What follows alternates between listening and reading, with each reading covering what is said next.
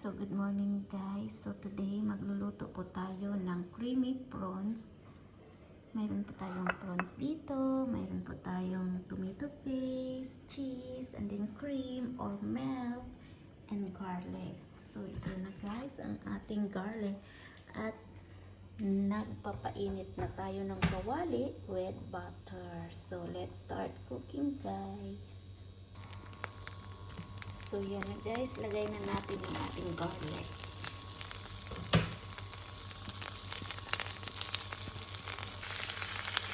So, lagay na natin ang ating prawn.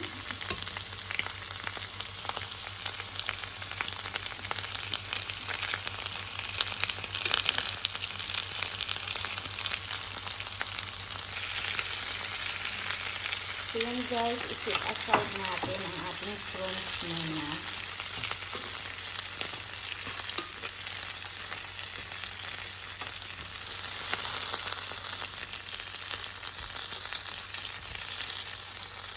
Ayan, na-set aside na natin.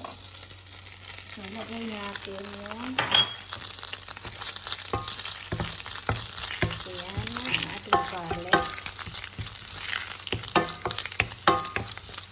So, lagay natin yung ating chicken cube.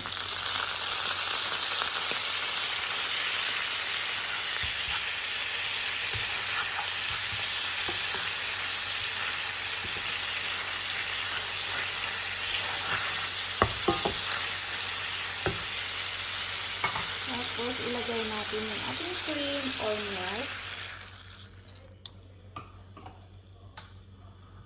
Tapos, ilagay natin yung ating tomato paste para mag-creamy siya, guys.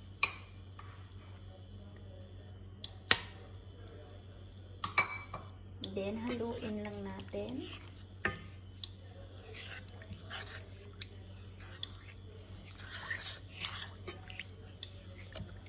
Ganyan lang guys, kadali.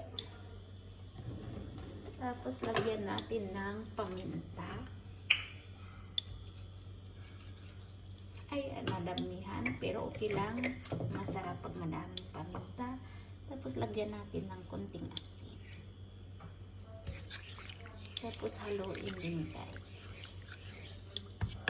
So, ito ang ating prawns na set aside natin. Pag nag-creamy ito mamaya guys, so ilagay na natin yung ating prawns.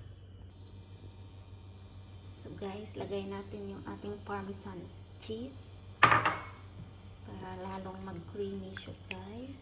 Yan.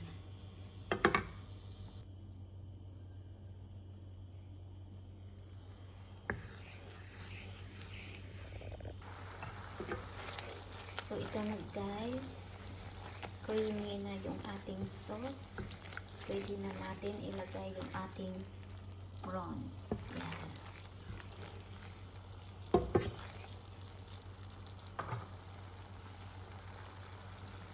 So, ibalik na natin.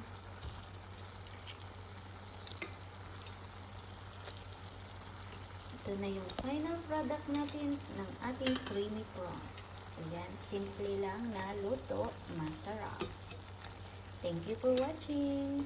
Once again, don't forget to subscribe my YouTube channel. Bye! The final product. Creamy prawns. Thank you.